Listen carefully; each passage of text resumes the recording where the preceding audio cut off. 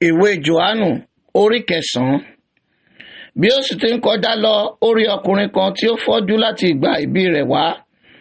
Àwọn ọmọ ẹ̀yìn rẹ̀ sì bi í léèrè wípé, Olùkọ́ni, ta ni dẹ́ṣẹ̀, ọkùnrin yìí tàbí àwọn òbí rẹ̀ tí a fi bí ní afọ́jú? Jésù dáhùn pé, kì í ṣe nítorí tí ọkùnrin yìí dẹ́ṣẹ̀ tàbí àwọn òbí rẹ̀, ṣùgbọ́n kí a lè fi iṣẹ́ Ọlọ́run hàn lára rẹ̀. Èmi kò lè ṣe àìṣe iṣẹ́ ẹni tí ó rán mi nígbà tí í ṣe ọ̀sán. Òru ń bọ̀ wá nígbà tí ẹnìkan kì yóò lè ṣe iṣẹ́. Níwọ̀n ìgbà tí mo wà ní ayé, èmi ni ìmọ́lẹ̀ ayé. Nígbà tí ó wí bẹ́ẹ̀ tán, ó tutọ́ sílẹ̀, ó sì fi itọ́ náà ṣe amọ̀, ó sì fi amọ̀ náà pa ojú afọ́jú náà. Ó sì wí fún un pé, lọ wẹ̀ nínú adágún Sílóámù, ìtumọ̀ èyí tí jẹ́ rán lọ. Nítorí náà ó gba ọ̀nà rẹ̀ lọ, ó wẹ̀, ó sì dé, ó ríran. Ǹjẹ́ àwọn aládùúgbò àti àwọn tí ó rí nígbà àtijọ́ pé alágbèéní ṣe wípé, ẹni tí ó ń jókòó ṣàgbékọ́ yìí?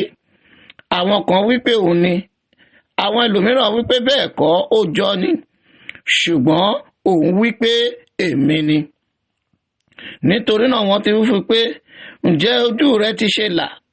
Ó dáhùn, ó wí fún wọn pé, ọkùnrin kan tí à ń pè ní Jésù ni ó ṣe amọ̀, ó sì fi kùn mí lójú, ó sì wí fún mi pé, lọ sí adágún Sílóámù kí o sì wẹ̀.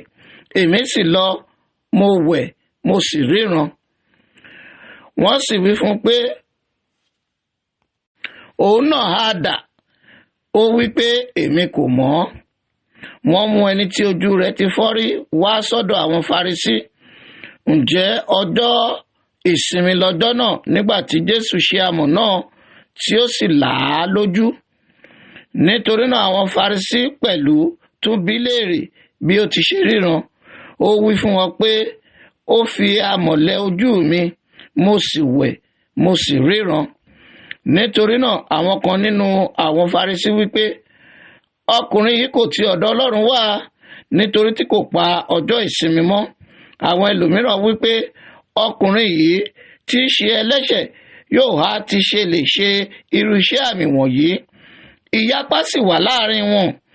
Nítorí náà wọ́n tún wí fún afọ́jú náà pé, kí ni ìwọ wí nítorí rẹ, nítorí tí ó là ọ́ lójú? Ó sì wí pé wòlíì ní í ṣe.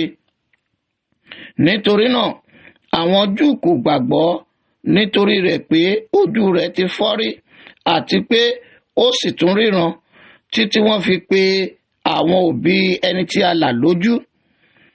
Wọ́n sì bi wọ́n léèrè wípé, èyí ni ọmọ yín, ẹni tí ẹ̀yin bí,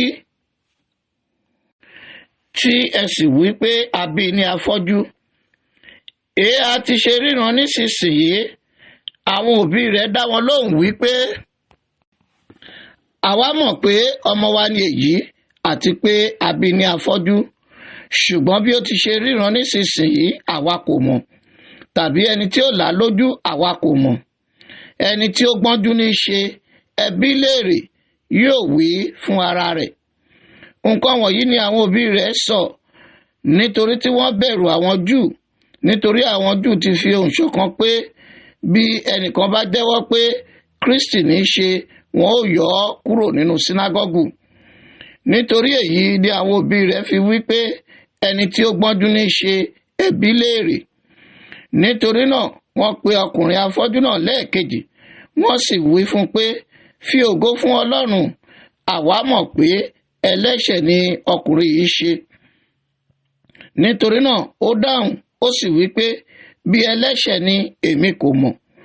Ohun kan ni mo mọ̀, pé mo ti fọ́jú rí, mo ríran nísinsìnyí. Nítorí náà wọ́n wí fún un pé, kí ni ó ṣe sí ọ tí ó sì ti ṣe là ọ́ lójú? Ó dá wọn lóhùn wípé, èmi ti sọ fún yín náà, ẹ̀yin kò sì gbọ́. Nítorí kí ni ẹ̀yin ṣe ń fẹ́ tún gbọ́? Ẹ̀yin pẹ̀lú ń fẹ́ ṣe ọmọ ẹ̀yìn rẹ̀ bí? wọ́n sì fi ṣe ẹlẹ́yà, wọ́n sì wí pé ìwọ ni ọmọ ẹ̀yìn rẹ̀, ṣùgbọ́n ọmọ ẹ̀yìn Mósè ni àwa. Àwa mọ̀ pé Ọlọ́run bá Mósè sọ̀rọ̀, ṣùgbọ́n bí ó ṣe ti eléyìí, àwa kò mọ ibi tí ó gbé ti wá. Ọkùnrin náà dáhùn, ó sì wí fún wọn pé ohun ìyanu ṣáà ni èyí, pé ẹ̀yin kò mọ ibi tí ó gbé ti wá, ṣùgbọ́n òun ṣáà ti là mí lójú. Àwa mọ̀ pé Ọlọ́run kì í gbọ́ ti ẹlẹ́ṣẹ̀, ṣùgbọ́n bí ẹnìkan bá ṣe olùfọkànsìn sí Ọlọ́run tí ó bá sì ń ṣe ìfẹ́ rẹ̀, òun ní gbọ́ tirẹ̀. Láti ìgbà tí ayé ti ṣẹ̀, a kò tí ì gbọ́ pé ẹnìkan la ojú ẹni tí a bí ní afọ́jú rí. Ìbá ṣe pé ọkùnrin yìí kò ti ọ̀dọ̀ Ọlọ́run wá, kì bá ti lè ṣe ohunkóhun.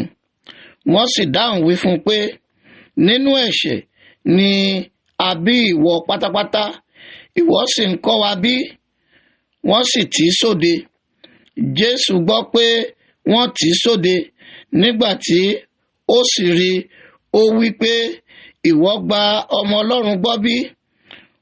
Ó sì dáhùn wí pé ta ni Olúwa, kí èmi kí ó lè gbàgbọ́?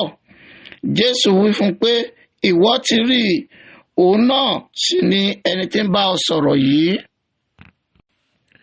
Ó sì wí pé Olúwa, mo gbàgbọ́, ó sì wólẹ̀ fún un.